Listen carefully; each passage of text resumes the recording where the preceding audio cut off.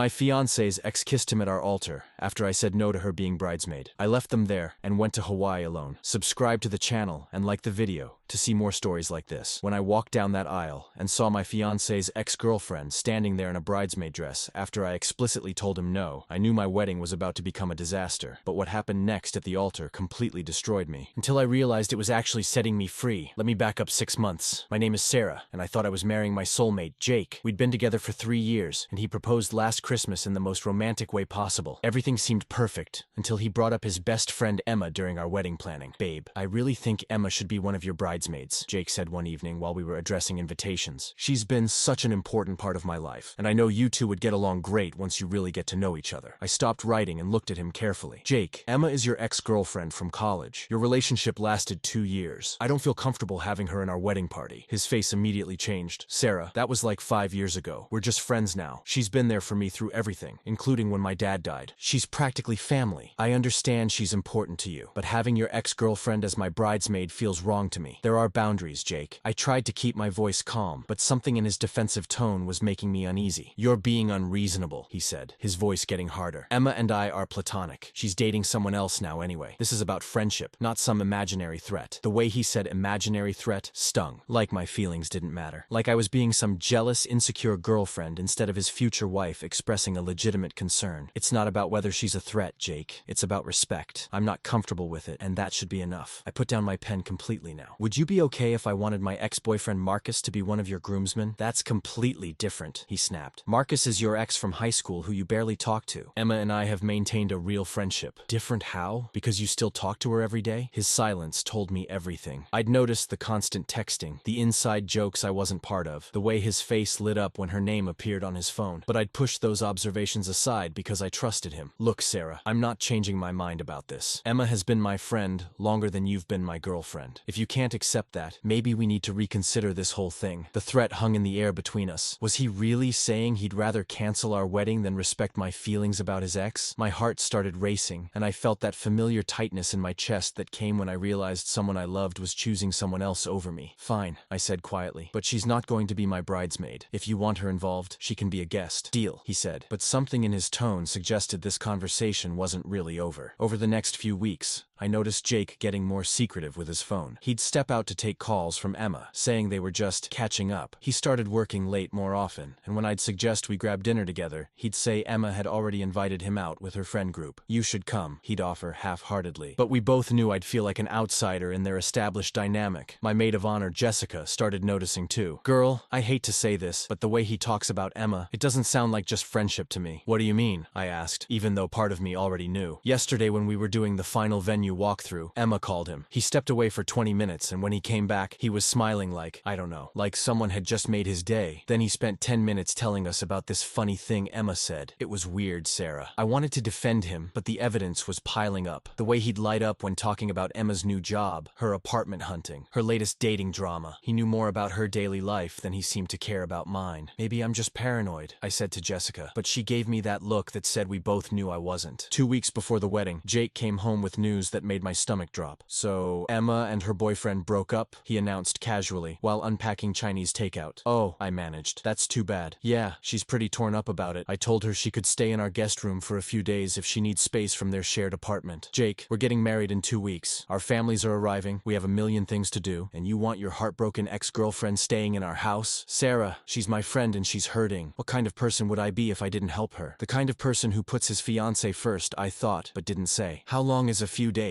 I asked instead. Just until she finds a new place. Maybe a week or two. A week or two. During our wedding preparations. With his newly single ex-girlfriend who'd been taking up more and more of his emotional energy. I don't think that's a good idea, I said carefully. She's already on her way over, he replied, not meeting my eyes. That's when I realized this wasn't a discussion. It was a notification. Emma was moving in whether I liked it or not, and Jake had already made his choice about whose feelings mattered more. When Emma arrived that night with 2 suitcases and red-rimmed eyes, she looked so vulnerable that I almost felt felt guilty for resenting her presence. Almost. Thank you so much. Sarah, she said, giving me a hug that felt awkward and forced. I promise I'll be out of your hair soon. I just need a little time to figure things out. Of course, I replied, because what else could I say? But as I watched Jake immediately switch into protective mode, making her tea and asking detailed questions about what happened with her boyfriend, I felt like a stranger in my own home. They fell into an easy rhythm of conversation filled with shared memories and inside jokes, while I sat there feeling like an unwelcome third wheel. That night, Jake barely touched me. He said he was tired, but I could hear him texting someone until late. I didn't have to guess who. The next morning, I found them in the kitchen together, her wearing one of his old college t-shirts, and him making pancakes, something he hadn't done for me in months. Morning, babe, Jake said, giving me a quick kiss on the cheek. Emma was just telling me about this crazy dream she had. They launched into a detailed discussion about her subconscious mind, while I poured myself coffee, and wondered how I'd become a supporting character in my own relationship. That's when I started to understand that this wedding might not be about me and Jake at all. It was becoming about Jake and Emma, with me as the unwitting obstacle they needed to navigate around. But I had no idea just how far Emma was willing to go to remove that obstacle completely. The morning of our wedding, I was about to find out exactly what kind of friendship they really had, and it would change everything I thought I knew about the man I was about to marry. The morning of my wedding started perfectly. I woke up early, did yoga, and felt genuinely excited for the first time in weeks. Emma had supposedly moved out the day before to give us space for our big day, and Jake seemed more present and loving than he'd been since she'd arrived. I can't wait to marry you today, he whispered, bringing me coffee in bed. I'm sorry if I've been distracted lately. Today is about us. For a moment, I believed we were going to be okay. Maybe I'd been overthinking everything. Maybe Emma really was just a friend who needed support, and now that she was gone, Jake and I could focus on our future together. I should have known it was too good to be true. I spent the morning at the salon with my bridesmaids, Jessica, my sister Katie, and Jake's sister Michelle. We were laughing, getting our hair and makeup done, and I finally felt like myself again. The bride who was excited to marry her best friend. You look absolutely radiant, Jessica said, as the makeup artist put the finishing touches on my face. Jake is going to lose his mind when he sees you. My dress was perfect, a flowing A-line with delicate lace sleeves that made me feel like a princess. We'd spent months finding the right one, and seeing myself in the mirror, I felt beautiful and confident. This was my day, our day. We arrived at the venue 2 hours before the ceremony. The church looked stunning with white roses and eucalyptus everywhere, just like I dreamed. My photographer was capturing everything, and I felt that rush of excitement knowing that in just a few hours, I'd be Mrs. Sarah Mitchell. That's when I saw her. Emma was standing near the altar in a dusty rose bridesmaid dress, the exact color I'd chosen for my bridesmaids, talking to the wedding coordinator like she belonged there. My heart stopped. Jessica, I whispered, grabbing her arm. What is Emma doing here in a bridesmaid dress? Jessica's face went white. I have no idea. Sarah, we need to handle this right now. I marched over to Emma, my hands shaking with anger and disbelief. Emma, what are you doing? Why are you dressed like that? She turned to me with this innocent smile that made my skin crawl. Oh, hey, Sarah, you look gorgeous. Jake asked me last night to fill in since your cousin couldn't make it. My cousin is right there, I said, pointing to where my cousin Amy was getting her hair touched up in her dusty rose dress. Emma's smile faltered for just a second. Oh, well, Jake said you'd changed your mind about wanting me in the wedding party. He said you realized how important our friendship is to him. That's not true, I said, my voice getting louder. I never changed my mind. I specifically said no. Maybe there was a miscommunication, Emma said, but her tone suggested she knew exactly what she was doing. Jake seemed pretty sure you'd come around. He said you'd been thinking about it and decided you wanted me included after all. People were starting to stare. My wedding coordinator approached with a concerned look. Is everything okay? We need to start lining up soon. I felt trapped. We were 40 minutes away from the ceremony. Guests were already seated. My family had flown in from 3 different states. Jake's grandmother, who was 92 and might not make it to another family wedding, was in the front row. Where is Jake? I demanded. He's in the groom's room getting ready, Emma said. He's so excited. He kept talking about how perfect today is going to be. I needed to find him immediately. But as I started toward the back of the church, the wedding coordinator stopped me. Sarah, we really can't have the bride and groom see each other before the ceremony. It's bad luck, and we're already running tight on time. This is an emergency, I said. Is someone hurt? Do we need to call 911? How could I explain that my emergency was that my fiancé had apparently gone behind my back to include his ex-girlfriend in our wedding,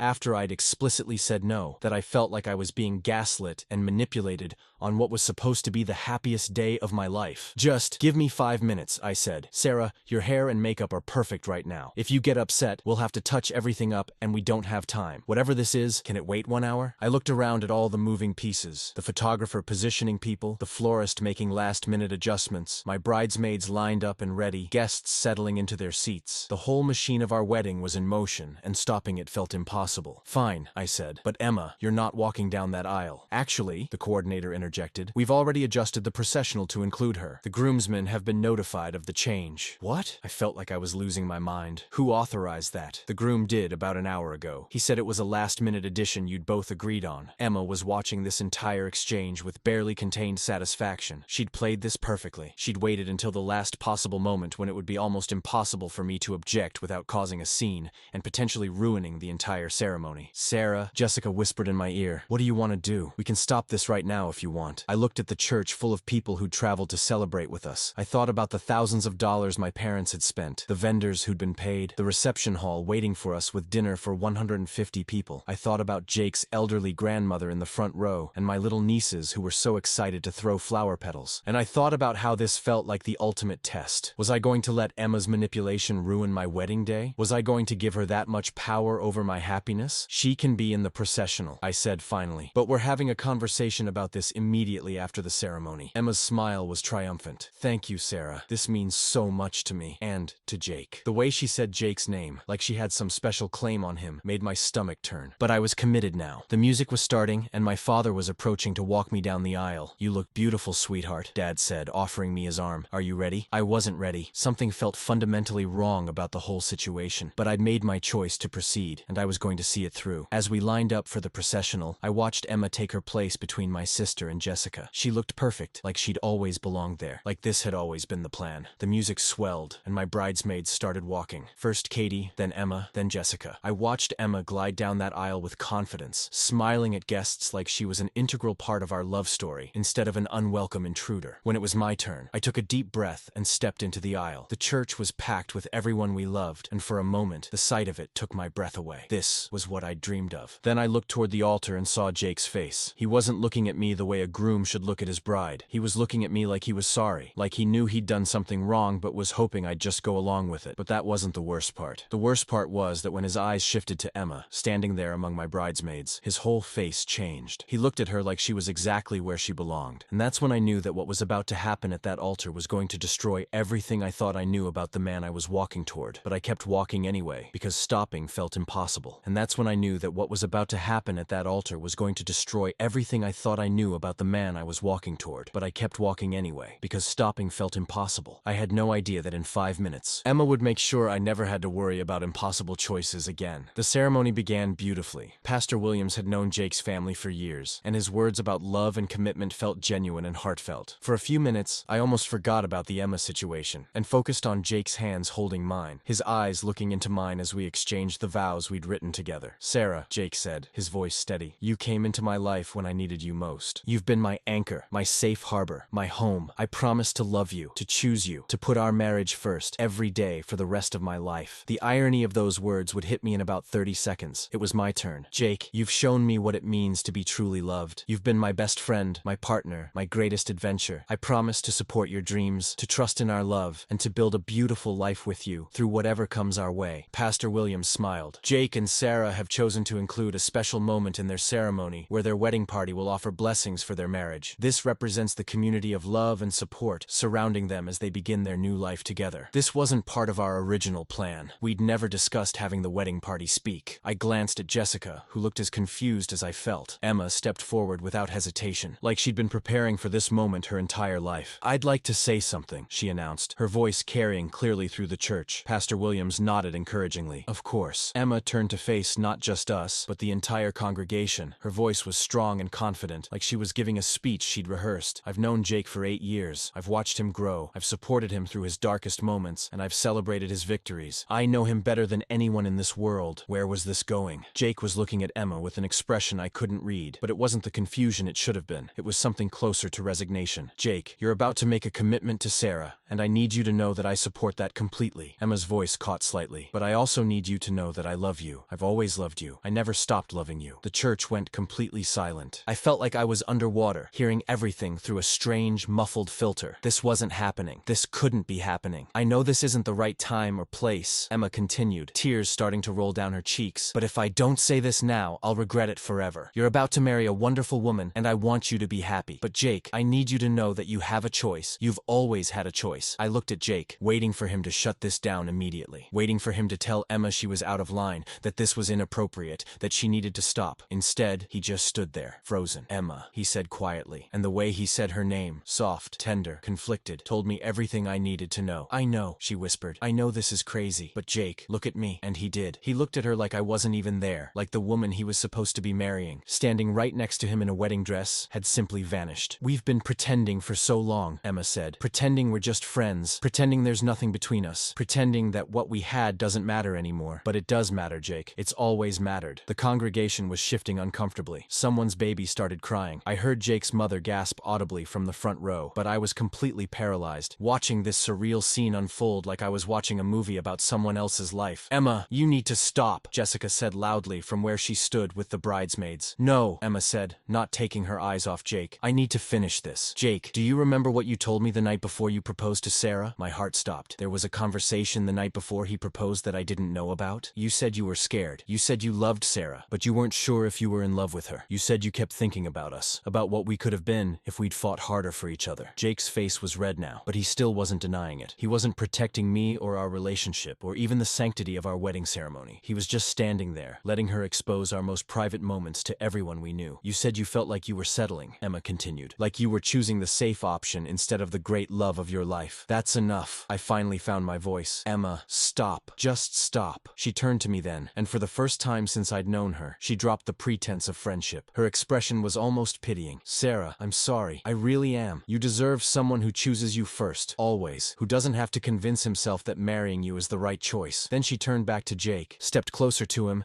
and said the words that would change everything. "Jake, I'm not asking you to choose me. I'm asking you to choose love. Real, passionate, can't live without each other love. The kind we had, the kind we could have again." And then she kissed him, right there at the altar, in front of 150 people, in front of God, in front of me in my wedding dress. Emma kissed my fiancé, and the worst part, the absolute worst part, he kissed her back. It wasn't a surprised, reflexive response. It wasn't him being caught off guard. It was Jake actively participating in a kiss with another woman while I stood there in my wedding dress, watching my entire life implode. The church erupted. People were gasping, talking. Some were standing up. Jake's grandmother was crying. My father looked like he wanted to murder someone, but all I could see was Jake's hands coming up to cup Emma's face as he deepened the kiss, like he'd been waiting for this moment for years. When they finally broke apart, Jake looked at Emma like she'd just given him permission to breathe again. Then he looked at me, and I saw something in his eyes that destroyed me completely. Relief. He looked relieved that the charade was over, that he didn't have to pretend